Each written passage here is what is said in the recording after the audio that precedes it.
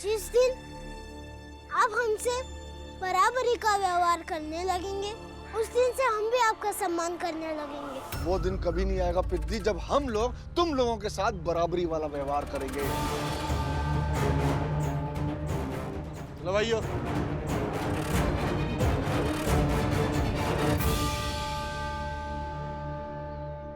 अब आप सब भी अपने अपने घर जाइए और चाहे जहाँ भी रहें, ये सोचकर रहिएगा हम सब एक परिवार के रूप में एक हैं।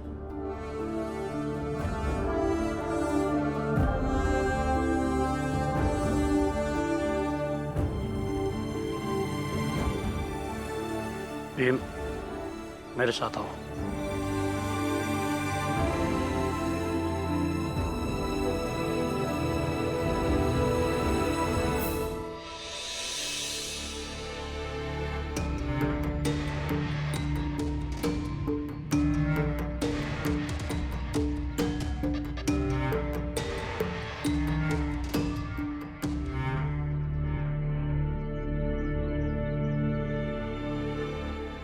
रुकिए। क्या हुआ? पानी, बहुत प्यास लगी है।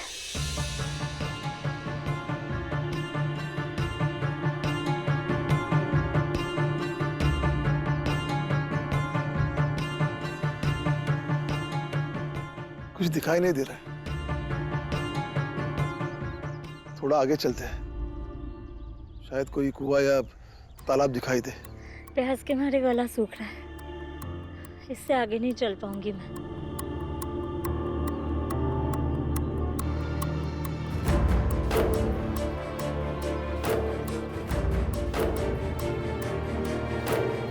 सुनिए, सुनिए, मेरी पत्नी को बहुत प्यास लगी है, थोड़ा पानी पिला दीजिए।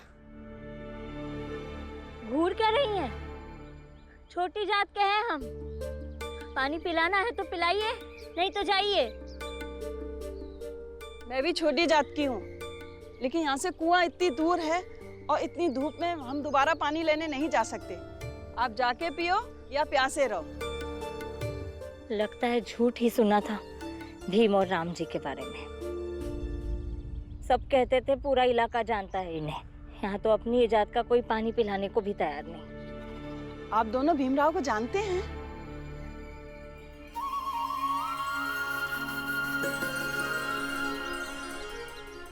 जानते हैं आप? हाँ, तो उसमें कौन सी बड़ी बात है? बड़ी बात है, उसने हमारी जिंदगी सुधार दी। ऐसा क्या किया उसने? मेरे 3 बेटे हैं, एक जूता सिलता है और दूसरा कुछ भी नहीं करता था। और छोटा बेटा, उसने विद्यालय जाना शुरू किया। तभी मुझे पता चला कि हमारी जात का कोई भीमराव है जो अंग्रेजी सरकार के सम्मान समारोह में गया था। मेरे बेटे का तो पढ़ाई में मन नहीं लगता। फिर एक दिन भीमराव ने उसे विद्यालय में बुलाकर समझाया, मेरे बाकी के बेटों को भी समझाया। अब मेरे तीनों बेटे विद्यालय भी जाते हैं, जूते भी सिलते हैं और खुश रहते हैं। ये सब भीमराव की वजह से हुआ। आप लोग मुझे मिलाएंगे उससे? क्या है, मैं मिलकर आशीर्वाद देना चाहती हूँ। लो लो, पानी पी लो, मैं दूसरा लेकर आ जाऊंगी।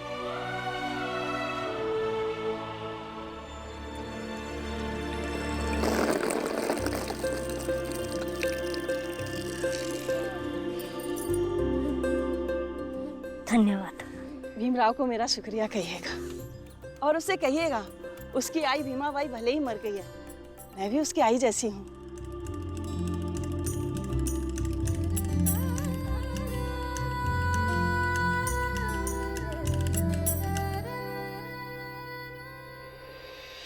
कई बार दोबारा तिबारा सोचने पर समझ में आता कि घर छोड़ना कोई अंतिम विकल्प नहीं होता।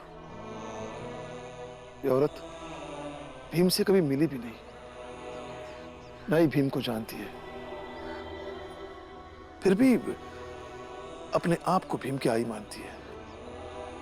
और तुम भीम की आई होकर। देखिए, आपने यहाँ से जाने का इरादा बदल लिया हो तो लौट जाइए। मौका मिला नहीं कि बेटे की तारीफ शुरू कर देते हैं।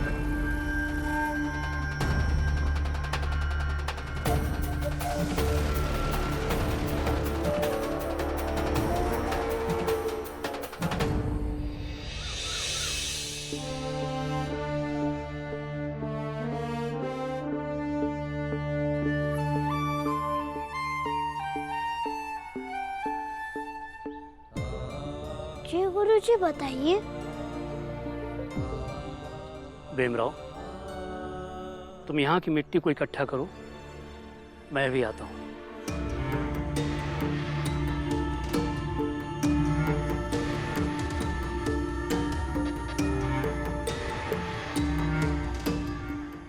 पता नहीं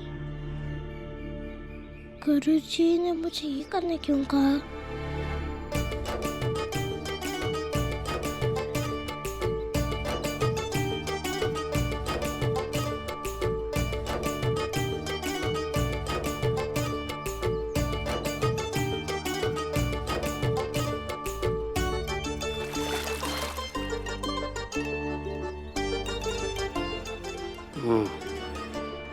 बहुत बढ़िया भीमराव।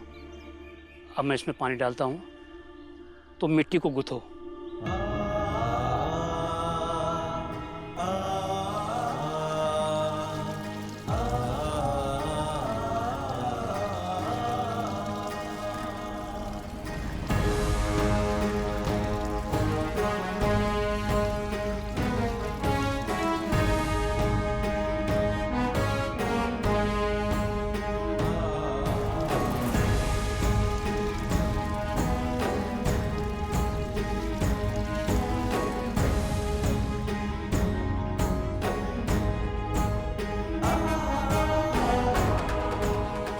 बस भीमराव, बस। कुछ समझ में आई बात? समझने वाली बात यह है कि मिट्टी के सारे कण अलग अलग थे, लेकिन जैसे मैंने इसमें पानी मिलाया सब एक हो गए। पानी का यही गुण तुम्हारे अंदर है, और एक गुरु होने के नाते मेरा यह कर्तव्य है कि मैं तुम्हें तुम्हारी ताकत से अवगत कराऊं। तुम्हें नेतृत्व की क्षमता है। तुम आने वाले दिनों में अपनी जात, समुदाय और देश का नेतृत्व करोगे। अपने बाबा की जाने के बाद उत्पन्न परिस्थिति में जिस तरह तुमने अपने लोगों को इकट्ठा किया, वैसे ही समुदाय की ताकत तुम कभी भी बना सकते हो। अगर तुम ऐसे रहे, अपने गुण को और इसी तरह निखारते रहे, तो भविष्य के प्रणेता बनोगे। लेकिन एक बात याद रखना भीमराव, प्रणेता वो होता है जो सारे लोगों को पानी की तरह खुद में समेट ले, वो नहीं जो एक पूरी भीड़ को ये कहे कि मैं स्वयं तो बड़ा हूं और तुम सब लोग छोटे हो। लेकिन गुरुजी, मुझे दुख हुआ, बुरा लगा कि मैं ही अपनी जात के लोगों को समझ नहीं पाया। कुछ लोग चले गए, सहमत नहीं हो पाए। मेरी ये बात जीवन भर याद रखना। पूरा संसार तुम्हारी बातों से सहमत हो ये आवश्यक नहीं। आवश्यक ये है ज़्यादा से ज़्यादा लोग तुम्हारे विचारों को चुनें, समझे? यही बताने के लिए तुम्हें यहाँ लाया था। जाओ भीमराव, अब घर जाओ।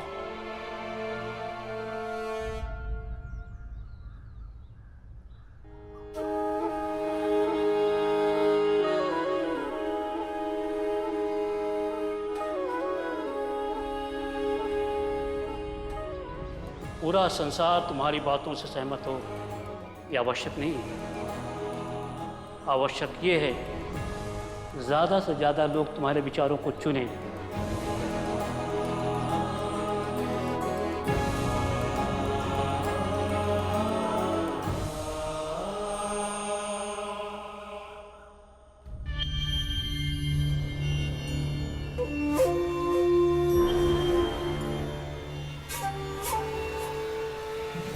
सेठ और बाकी के लोग बता रहे थे कि तुम सामाजिक गुटबंदी कर रहे हो।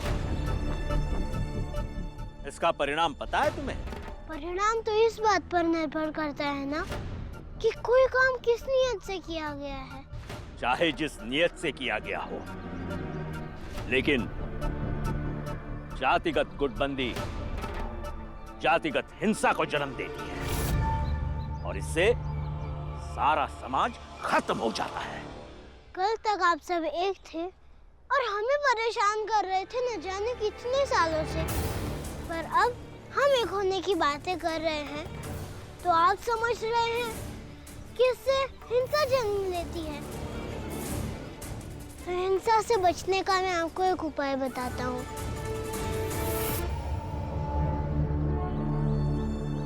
आप यहीं रुकिए, मैं अभी आता हूँ। काका, झोले में क्या है? गुड़ है बेटा। मुझे भी दीजिए ना।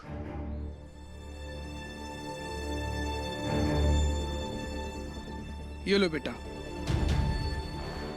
धन्यवाद।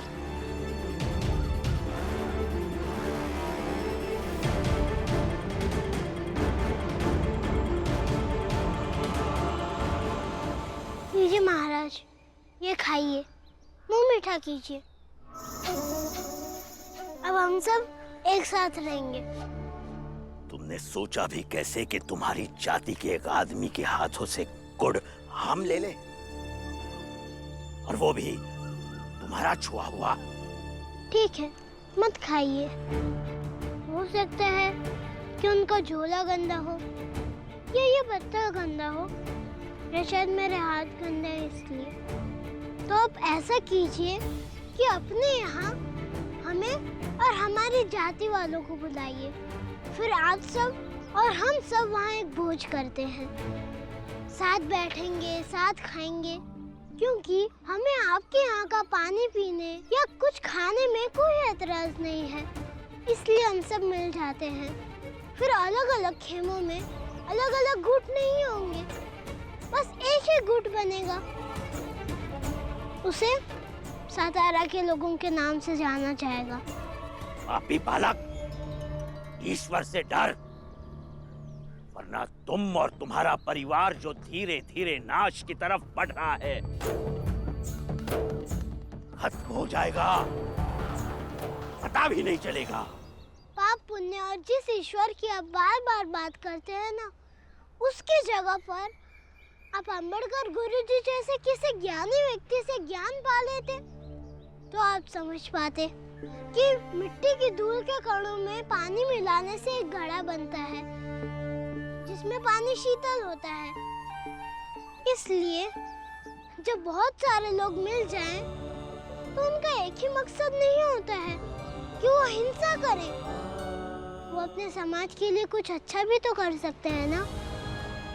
लेकिन ये बात आप नहीं समझ पाएंगे, और आप इतने हठी और अभिमानी हैं कि कोई आपको समझा भी नहीं सकता।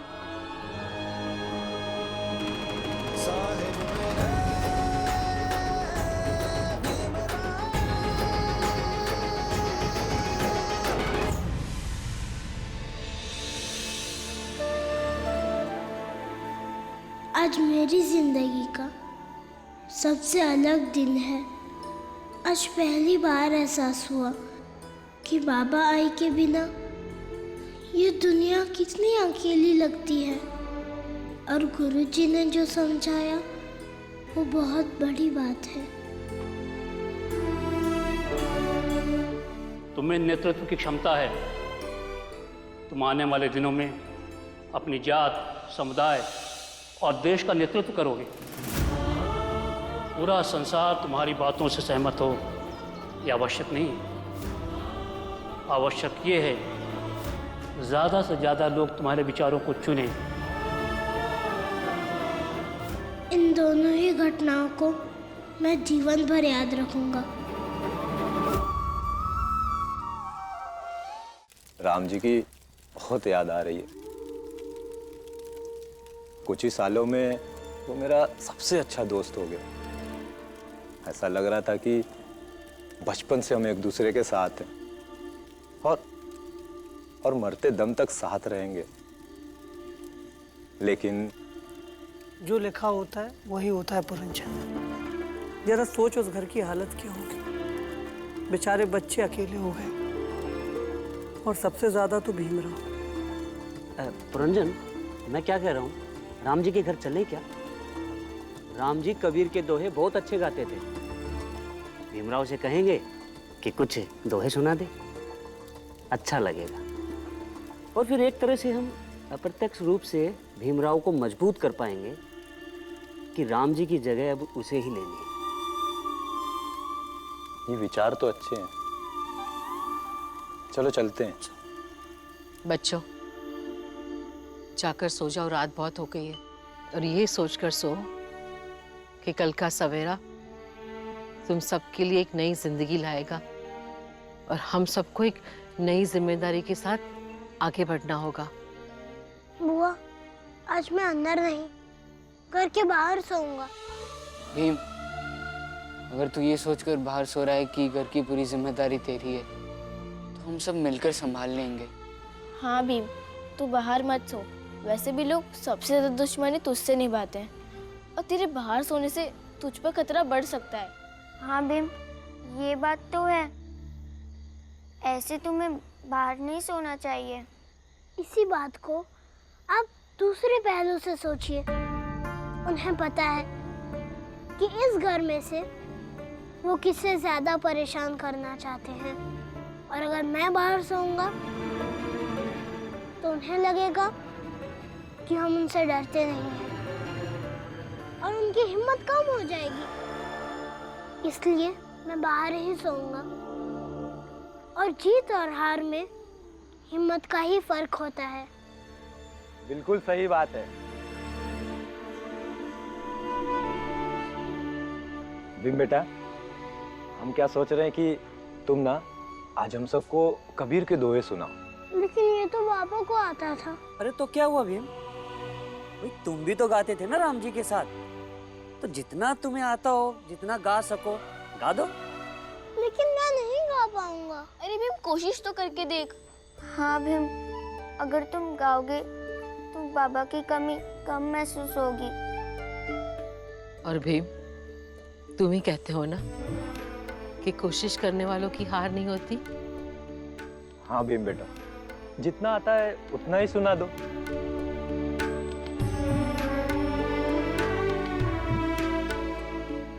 बाबा, आशीर्वाद देना कि मैं वो काम करने जा रहा हूँ जो आप किया करते थे।